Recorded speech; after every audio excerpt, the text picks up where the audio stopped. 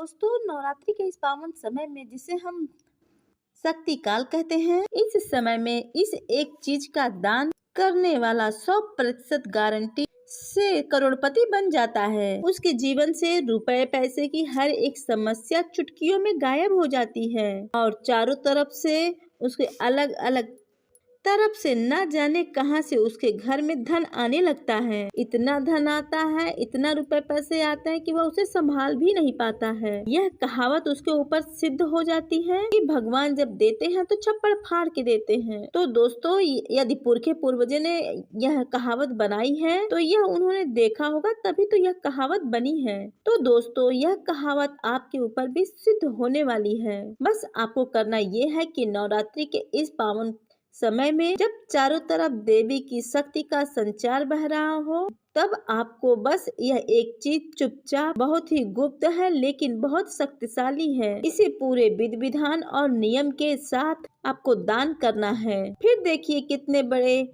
चमत्कार होने शुरू हो जाते हैं। तो जयकारा बोलिए माता रानी का, जगत माई महामाई का, माँ भद्रकाली की जय बोलो, माता लक्ष्मी की जय बोलो। तुला राशि वालों, आपका स्वागत है हमारे YouTube चैनल पर। बदल जाओ समय के साथ या फिर समय को बदलना सीखो। अपनी मजबूरियों को ही हर वक्त मत कोसो, हर हाल में चलना सीख लो। जी हाँ दोस्तों, यह 2 लाइनें हैं जो यह बताती है कि जीवन में किस प्रकार इंसान दुख उठाता है, न कि बदलने का इंतजार करता रहता है, और समय है कि बदलने का नाम ही नहीं लेता। और इसी बीच कुछ ऐसे कर्मवीर होते हैं जो समय को ही बदलने का बीड़ा अपने हाथ से उठा लेते हैं और कुछ ऐसा अद्भुत कर डालते हैं कि समय तो बदलता ही है, उनका जीवन भी बदल जाता है। और एक समय ऐसा भी आता है कि जब उनकी पहचान भी बदल जाती है।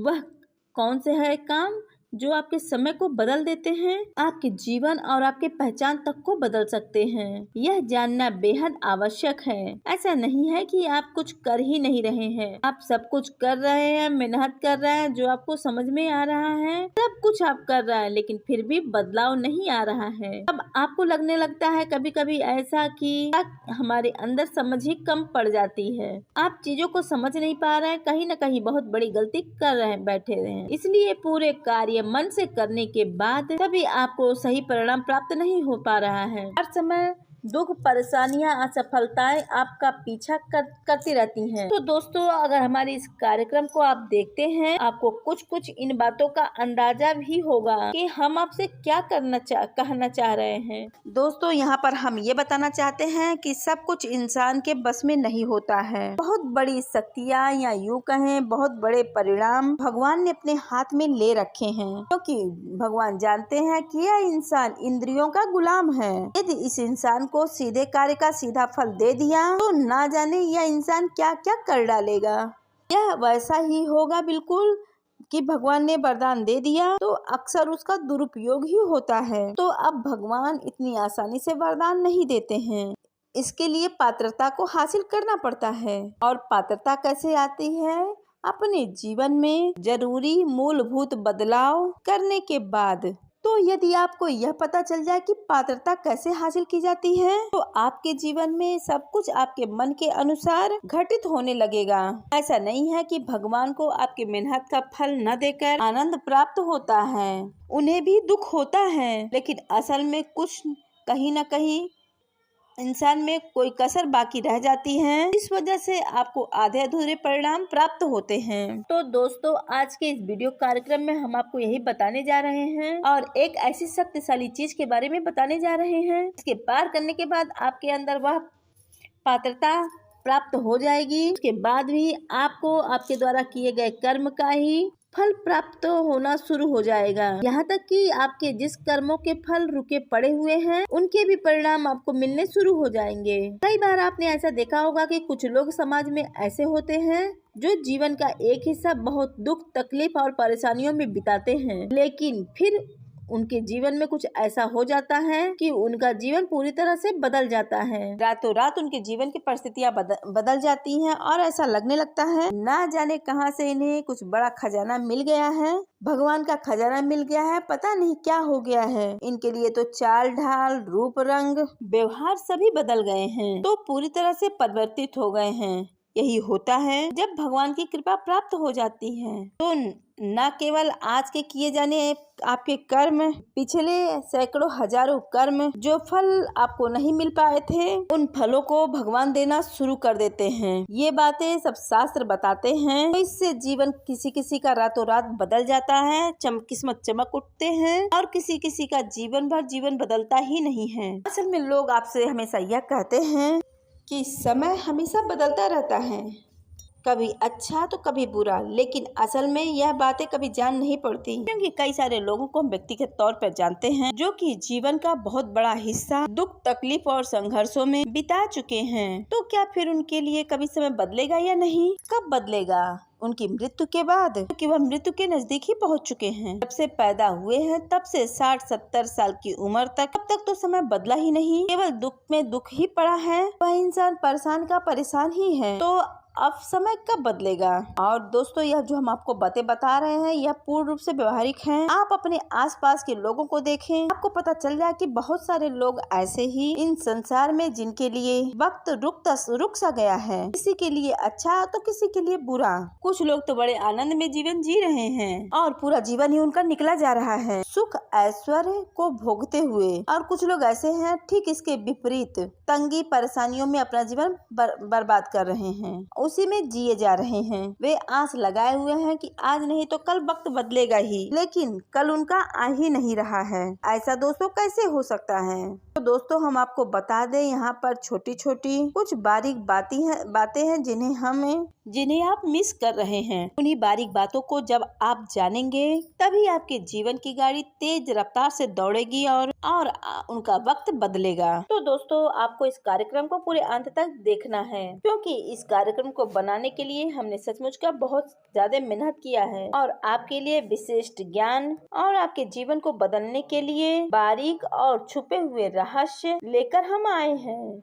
आपको लाभ प्राप्त होगा और आपके चेहरे पर मुस्कुराहट आएगी, और हम यही तो चाहते हैं कि हमारा प्रयास आपके चेहरे पर मुस्कुराहट लेकर आए। जी हाँ दोस्तों, बहुत ही अच्छा लगता है जब आप लोग हमें मैसेज करते हैं, तो कहते हैं कि जो उपाय बताया जाता है वो बहुत लाभप्रद होता है। कोई कहता है हमारा कर्जा चुक गया, तो कोई कहता है हमारी बीमारी ठीक हो गई, किसी को नौकरी प्राप्त हो गई, किसी का विवाह संबंध बन गया, कोई ना कोई परेशानियां किसी न किसी से ठीक हो जाती हैं। तो दोस्तों, इसी के लिए हम प्रयास कर रहे हैं, हमारा प्रयास सिद्ध हो जाता है, हमें दोस्तों बहुत अच्छा लगता है। तो दोस्तों, हमारे इस प्रयास में आप अपना सहयोग दें। कुछ लोग ऐसे भी हैं जिन पे अभी प्रभाव इनका नहीं हुआ है। तो दोस्तों, ऐसे ही जीवन को बदलने के लिए हम लोग प्रयासरत में लगे हुए हैं, और उपायों और क्रियाओं के साथ साथ माता भद्रकाली की सीधी कृपा भी उन लोगों तक पहुंचाने की कोशिश कर रहे हैं। नवरात्रि का यह विशेष पर्व चल रहा है, कई प्रकार के गुप्त और बेहद शक्तिशाली अनुष्ठान जो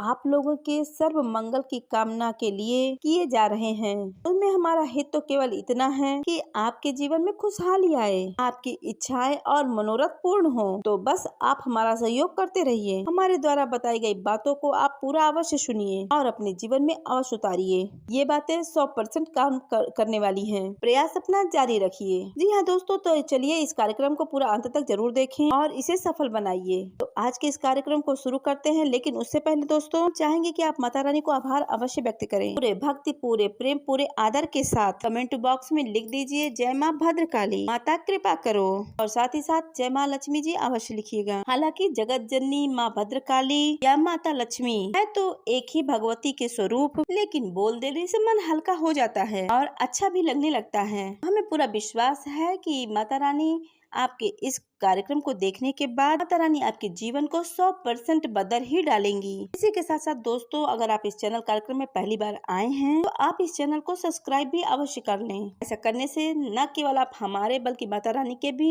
दिव्य परिवार के सदस्य बन जाएंगे और आपके पास सीधी माता रानी की कृपा अब तक पहुँचेगी। तो चलिए दोस्तों, जल्दी से चैनल को सब्सक्राइब करते हैं और आगे बढ़ते हैं। दोस्तों, हमारे हिंदू धर्म में सनातन परंपरा में दान के साथ धर्म को जोड़ा गया है। आपने हमेशा यह सुना सुना होगा कि दान धर्म करते रहिए। दान धर्म का सबसे अभिन्न अंग है।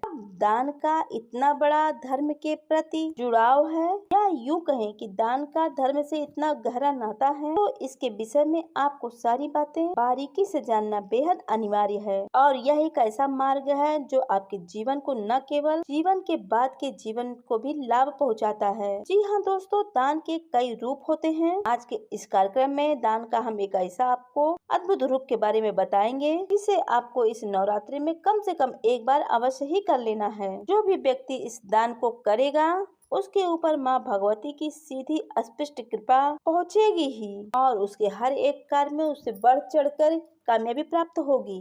अब कुछ लोग यहाँ ऐसे भी होंगे जो कहेंगे इसमें कौन सी बड़ी बात है, दान तो सभी करते हैं, हम भी करते ही रहते हैं, समय समय पर कुछ न कुछ तो दान करते ही रहते हैं, तो हमारे जीवन में बदलाव क्यों नहीं आए। हमें तो दान करने का कुछ लाभ ही समझ में नहीं आता है। उल्टा हमें तो ऐसा ही लगता है जैसे हमारी चीजें, हमारे पैसा बेकार ही चली जाती हैं। केवल धर्म के नाम पर, भगवान के नाम पर दान कर देते हैं, लेकिन लाभ तो हमें कुछ भी प्राप्त नहीं होता है। यानी कहने का मतलब यह है कि जो बातें हम आपको बता रहे हैं दान के विषय में, उसके प्रति मन में संशय उत्पन्न होता है, और होना स्वाभाविक भी है। मानव मन होने के नाते हर तरह के विचार मन में आते रहते हैं। तो ऐसे लोगों को जवाब हम यह देना चाहेंगे। मान लीजिए कि आप वैद्य के पास जा रहे हैं या डॉक्टर के पास गए हैं, अपनी बीमारी बताते हैं कि हमें बुखार है या फिर पेट में दर्द है, तो फिर डॉक्टर आपको दवाई देता है। आप दवा लेकर घर आ जाते हैं, आप दवा खाना शुरू कर देते हैं, लेकिन आपको लाभ नहीं होता है। कभी कभी होता भी है और कभी कभी नुकसान भी हो जाता है। अब तो क्या इसमें किसकी कमी है,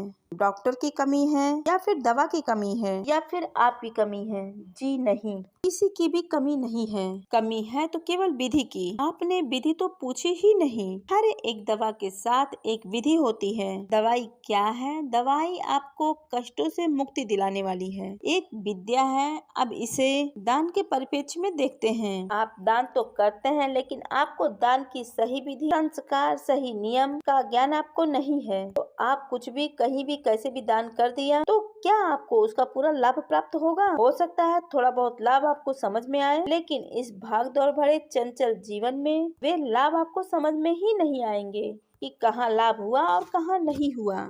क्योंकि कुछ जब तक कोई बड़ा परिवर्तन ना आए जीवन में, तब तक कुछ महसूस ही नहीं होता है कि किसी प्रकार का परिवर्तन हो रहा है। तो अब यहाँ पर प्रश्न यह उठता है कि विधि कौन सी है और इन विधियों का इतना महत्व क्यों है? दोस्तों ध्यान से सुनिएगा, हम जो कुछ भी आपको बता रहे हैं वह असल में चीजों के दान से कहीं अधिक ऊर्जाओं के परिवर्तन के लिए किया गया प्रयास होता है। अब देवी देवता जिनसे समर्पित हम रहते हैं, पूजा पाठ हम करते हैं, कोई इंसान जैसे भोलेनाथ की पूजा वह कर रहा है, कोई है जो हनुमान जी की पूजा कर रहे हैं, तो यह एक विशिष्ट शक्तियों के ऊर्जाओं को जागृत करने की कोशिश करते हैं। जो हम दान करते हैं पूजा पाठ के साथ, तो इन विशिष्ट ऊर्जाओं के जागरण में इन्हें मदद मिलती है। दान से हमारा आध्यात्मिक बल भी बढ़ता है, यानी हमारी जो आत्मा का जो बल है शक्तिशाली होता है, और हमारे इस भौतिक संसार में हमको सुखों की प्राप्ति होना शुरू हो जाता है। तो मूल बात यह है कि दान करने की फिर सही विधि क्या है। मान लीजिए आप सड़क पे जा रहे हैं, आपसे कोई कुछ खाने के लिए मांगा और आपने इसे कुछ भोजन दे दिया या आपने इसे कुछ पैसे दे दिए, तो यह आपका पुण्य कर्म है। पुण्य कर्म में और दान में अंतर होता है। दान कर्म जो होता है वो दिव्य ऊर्जाओं को जागृत करने में कार्य करता है, और पुण्य कर्म जो होता है वह आपके सौभाग्य का निर्माण करता है। तो मान लीजिए आपने किसी को भूखे को भोजन करा दिया, तो इसका फल आपको इस प्रकार से प्राप्त हो जाएगा कि आपको नौकरी में जो आपको तनख्वाह मिलती है, थोड़ी बहुत तनख्वाह आपकी बढ़कर आ जाएगी। समय पर अगर नहीं मिलती होगी तो समय पर मिलने लगेगी। व्यापार में जहां आपको नुकसान होने वाला था, वहां आप किसी नुकसान से आप बच जाएंगे, यानी कि तुरंत इसका आपको प्रतिफल इसका समझ में आ जाएगा। अगर आप चाहें तो आप इसका प्रयोग भी करके देख सकते हैं। आप छोटी रकम कुछ दान करके देखिए और 1 महीने तक इंतजार करिए, और छोटी छोटी बातों को अपने जीवन में नोटिस जरूर करते रहिएगा। तब आपको 1 महीने में समझ में आ जाएगा कि आपने जो दान किया है उसके बदले में आपको भगवान ने कुछ दिया है कि नहीं दिया है। यानी कि जो रेगुलर लाभ होते हैं उनसे कुछ हटकर कुछ अलग आपको लाभ प्राप्त होता है कि नहीं। तो उन्होंने वैसा ही किया। आपने किसी भिखारी को अगर आपने 100 रुपया दे दिया, उसे भोजन करा दिया और कुछ पैसे आपने उसको दे दिए, आप देकर इंतजार करिए 1 महीने के लिए। आप यकीन नहीं मानेंगे, दोस्तों कि आपके कार्य कैसे बनने लगते हैं। आपके जो रुके हुए कार्य थे तो वो धीरे धीरे बनने लगेंगे। दोस्तों यकीन मानिए, आप एक हाथ से दान करेंगे और दूसरे हाथ से आपको वहीं उसका फल तुरंत आपको देखने को मिलेगा। वही आपके सौभाग्य का निर्माण हो जाएगा। लेकिन यह जो दान है आपको क्षणिक सुख दिलाने वाला है, आपके सौभाग्य का निर्माण करने वाला है तो है, लेकिन आपके जीवन के परिवर्तन करने का शक्ति इसके अंदर नहीं है। क्योंकि दिव्य शक्तियों को, दिव्य ऊर्जाओं को 24 घंटे आपके लिए आपके साथ रहना बेहद आवश्यक है। तभी आपके जीवन में बड़े परिवर्तन आते हैं। इसीलिए हमारे हिंदू धर्म में यह कहा जाता है, दान धर्म के स्थान पर करना चाहिए। इसलिए मंदिरों में दान पात्र रखे जाते हैं। मंदिरों में भोज की व्यवस्था की जाती है। जो लोग भूखे प्यासे होते हैं, यानी कि जो लोग भिखारी होते हैं, जिनके घर में व्यवस्थाएं नहीं है खाने पीने के लिए, लाचार है, गरीब है, बूढ़े हैं, बुजुर्ग हैं, ऐसे लोग मंदिरों में जाकर आश्रय लेते हैं और प्रसादी के रूप में जो भंडारे चलते रहते हैं उनसे अपना वही पेट भरते हैं। तो यह जो दान किया जा रहा है मंदिर के माध्यम से ईश्वर की शरण में, तो वह है आपकी दिव्य शक्तियों का, यानी कि आपके आसपास भगवान का एक रक्षा कवच बनाने लगता है और इसी से सौभाग्य का निर्माण होता है। आपने अक्सर यह देखा होगा कि पुराने जमाने के तमाम जो व्याख्यान है, आपने अक्सर यह देखा होगा कि पुराने जमाने के जो व्याख्यान हैं राजा महाराजाओं के, उनको भी जरा सुनकर देखिए कि आप जो दानवीर लोग हुआ करते, दान पुण्य किया करते थे। अक्सर प्राचीन समय के राजा महाराजा दान पुण्य किया करते थे, तो वे अक्सर दान नदी के घाट के पास ही किया करते थे, या फिर किसी मंदिर में किया करते थे, या फिर यज्ञ वेदी हवन के आसपास किया करते थे। यज्ञ वेदी के आसपास दोस्तों आप ऐसे ही चलते फिरते किसी को दान क्यों नहीं करते? दोस्तों यज्ञ वेदी के आसपास क्या करते थे? नदियों के किनारे किया करते थे, या फिर यज्ञ वेदी के आसपास ही किया करते थे। तो फिर अगर हम ऐसे ही चलते फिरते किसी को दान करें, क्योंकि दान का विधान यही है कि अगर दान को हम दैवी स्थान पर करें तो वह दिव्य शक्तियों के जागरण का कारण बनता है और आपके आसपास एक रक्षा कवच का निर्माण होता है जो हमेशा आपके सहायक बन जाती हैं। तो दोस्तों उम्मीद करते हैं कि यहाँ तक आपको समझ में आ गया होगा दान करने का सही तरीका और सही नियम क्या होता है। अब हम यहाँ ये नहीं कह रहे हैं कि आप किसी को दान पुण्य न करिए, किसी की मदद न करिए। दान बहुत बड़ा महत्व रखता है। यदि इंसान एक दूसरे के काम नहीं आएगा तो जीवन की गाड़ी ही रुक जाएगी। इंसान के जीवन का पहिया ही रुक जाएगा। कोई व्यक्ति आपके सामने आ जाए तो आप उसको दान करिए, तो भी वह दान वह दान सौभाग्य के आपका निर्माण करेगा। आपको लाभ निश्चित तौर पर प्राप्त होगा। अगर आप चाहें तो आप भी इस प्रयोग को करके देख सकते हैं। तो आप ऐसा लाभ लेकर देखिए दोस्तों। आप कहीं किसी जगह जाइए खाने पीने की वस्तुओं को लेकर, और आपको कहीं कोई गरीब भिखारी दिख जाए और वह मांग उठता है कि आप हमें भी भोजन करा दीजिए। अगर आपको ऐसा मौका मिल जाए तो आप उसे भोजन जरूर कराइएगा और भोजन कराने के बाद आप उसे पैसे दे दीजिएगा। उसके बाद आप 30 दिनों तक इंतजार करिए। आप लिख कर ले सकते हैं कि आपको निश्चित रूप से कुछ न कुछ आपको लाभ अवश्य ही प्राप्त होगा, जिसके बारे में आपने उम्मीद बिल्कुल भी नहीं की थी, उम्मीद बिल्कुल छोड़ दी थी। कोई ऐसा कार्य बन जाएगा जिसकी तलाश में आप बहुत दिन से घूम रहे हैं और आप हमेशा यह चाहते थे कि यह कार्य मेरा बन जाए। तो दोस्तों आप इसको करके देख लीजिए। सांझ को आँच नहीं, प्रत्यक्ष को प्रमाण नहीं। यह तो सामान्य तौर पे ज्ञान के विषय में ज्ञान हो गया, और अब हम आपको दान के विषय में जो ज्ञान देने जा रहे हैं उसे आप ध्यान से समझें। इसे आपको विशेष समय काल पर दोहराते रहना चाहिए। हमने आपको इस दान के विषय में पहले भी आपको बताया है। यदि आप इस कार्यक्रम को देखते हैं तो आपको पता चल जाएगा। कुछ लोग ऐसे होते हैं दोस्तों कि जो मंदिर में जाकर रुपए पैसे का दान करते हैं, वही चढ़ा कर चले आए, सोचते हैं कि बस हमारा कार्य हो गया। ऐसा नहीं है दोस्तों।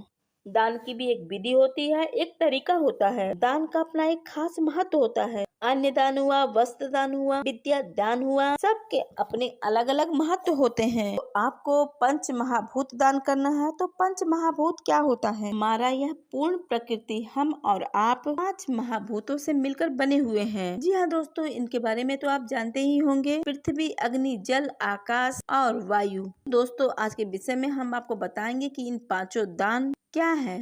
आपके सारे प्राकृतिक तत्व एकत्रित हो जाएंगे और दिव्य शक्तियाँ भी इस भौतिक संसार में विचरण करती हैं। तो इन्हें पंच महाभूतों के किसी न किसी रूप में विचरण करती हैं। जैसे जल के देवता महाभूत के रूप में विचरण करते हैं पवन देव, पवन के महाभूत, और भूत प्रेत पिशाचों की शक्तियाँ भी हवा भी इसे कहते हैं कि ये ऊपरी हवा है। ये दोस्तों वायु प्रधान होते हैं।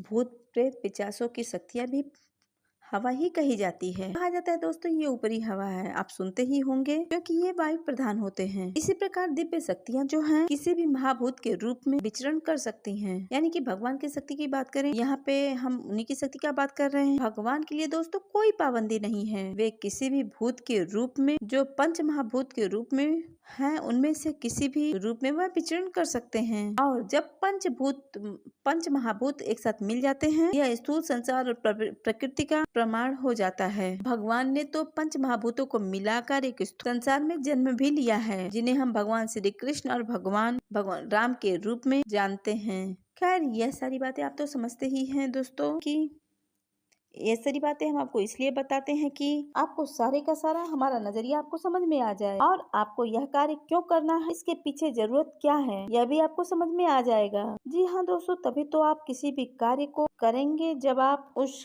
कार्य के विषय में आपको अच्छी तरह से ज्ञान हासिल हो जाएगा। पूरा ज्ञान आपको मिल जाए, आधा अधूरा नहीं। अगर आपको आधा अधूरा कार्य मिला तो आप वह कार्य करेंगे ही नहीं, और हम यह चाहेंगे कि आप उस कार्य को ना करें। हम यह नहीं चाहेंगे, हम यही चाहेंगे दोस्तों आप इस दान को अवश्य करें, क्योंकि दोस्तों इस दान का आपके जीवन पर बहुत गहरा प्रभाव पड़ेगा ही पड़ेगा। नवरात्रि के जो पवित्र दिन है शक्ति काल कहे जाते हैं, और इस समय इस संसार में शक्ति का संचार हो रहा होगा। देवी भगवती हर एक जीव में, हर एक कण कण में बड़ी तेजी से प्रभावित हो रही होती है। तो इस समय दोस्तों अगर आप कोई उपाय, कोई क्रिया कर देते हैं तो उसका फल बहुत ज्यादा बढ़ चढ़ के प्राप्त होता है। तो यह पंचभूत दान महादान सर्वश्रेष्ठ दान कहा जाता है। तो इसे जरा ध्यान से समझिएगा दोस्तों, आपको क्या करना है। नवरात्रि के किसी भी दिन आप इस दान को कर सकते हैं। के लिए दोस्तों आपको 5 प्रकार की चीजों की आवश्यकता पड़ेगी, कुछ रुपए भी आपके खर्च हो सकते हैं। तो आपको ये उपाय किसी मंदिर में जाकर, किसी देवी के मंदिर में जाकर या आपको यह उपाय करने हैं, अतः भद्रकाली या दुर्गा के आप किसी भी स्वरूप में जाकर आप चढ़ा सकते हैं।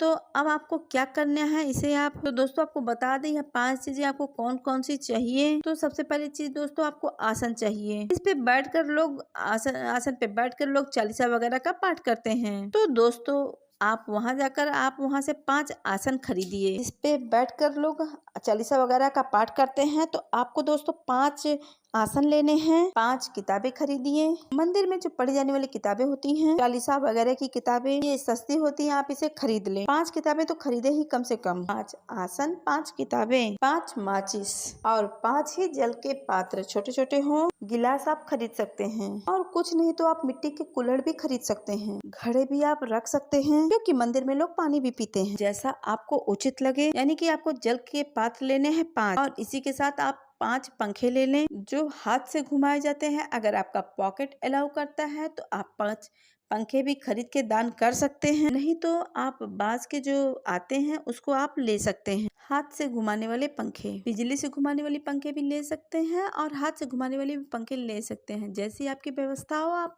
जैसा आपका पॉकेट अलाउ करता हो, आप ऐसे पंखे ले सकते हैं। ध्यान से सुनिएगा, आपका जो आसन है वो पृथ्वी तत्व का प्रतीक है। आपकी जो किताब है उसमें शब्द लिखे हैं, और रामायण में शब्द को आकाश तत्व कहा गया है। आपने जो माचिस ली है वह अग्नि तत्व का प्रतीक है। आपने जो कुल्हड़ लिया है वह जल तत्व का प्रतीक है, क्योंकि उसी का संग्राहक है। और आपने जो हाथ से डुलाने वाले पंखे लिए हैं वह वायु तत्व का प्रतीक है, कि यह वायु तत्व का संचार करते हैं। तो यह आपको पंचभूत तत्व आपको लेने हैं, जो हमने अभी आपको बताए हैं, और इसे आप देवी के किसी भी मंदिर में आप जाकर इसे दान कराएं। जो मंदिर के पुजारी वगैरह हैं, पंडित वगैरह हैं, आप उनसे पहले से ही बात करके रखें, और आप उन्हें ये बताएं कि आप उन्हें यह चीजें दान करना चाहते हैं। इन्हें व्यवस्थित मंदिर में लगवा दें। अब अगर कोई व्यक्ति आपने जो आसन दिया दिया उस आसन पर बैठकर भगवान की वहाँ बैठकर किसी भी प्रकार की प्रार्थना करता है, तो दोस्तों उस आसन में आपका धन लगा हुआ है, आपके द्वारा कमाई गई मेहनत से आप जो पैसे से लिए हैं, तो दोस्तों उसमें भी आपका पुण्य बनेगा। माचिस से दीपक जलाएगा,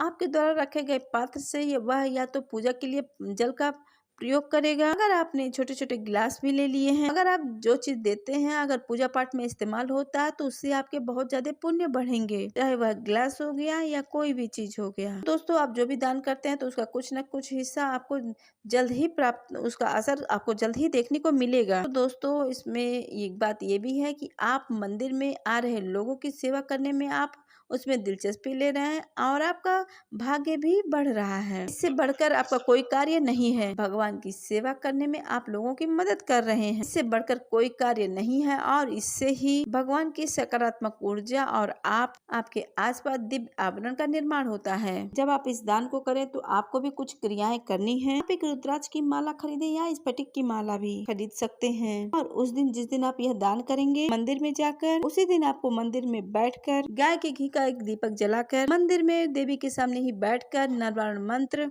कम से कम आपको 3 मालाएं करने हैं, तो 9 मालाएं करनी चाहिए, लेकिन नवरण मंत्र पूर्ण रूप से 9 देवियों को समर्पित है। नवरण मंत्र 9 देवियों का ही प्रतीक माना जाता है, जो कि 9 ग्रह शांति के लिए भी प्रयोग किया जाता है, जो कि 9 देवियों को समर्पित भी है। तो 9 माला, अगर आप 9 माला नहीं कर सकते तो आप 3 माला जरूर करें, 3 माला से कम बिल्कुल भी ना करें। और इसमें और कुछ नहीं है तो मंदिर में आप प्रसाद भोग वगैरह चढ़ाते ही हैं, पुष्प माता रानी को लाल रंग के चढ़ाएंगे ही। बस आपको इतना सही करना है तो और आप देखेंगे कि उसी दिन से आपके जीवन में महापरिवर्तनों की शुरुआत हो गई है, इस बात की गारंटी है। जी हाँ दोस्तों, इस कार्य को आप करके देखिए। तो दोस्तों इसको करने के बाद आप अपने जीवन में बदलाव खुद देखेंगे।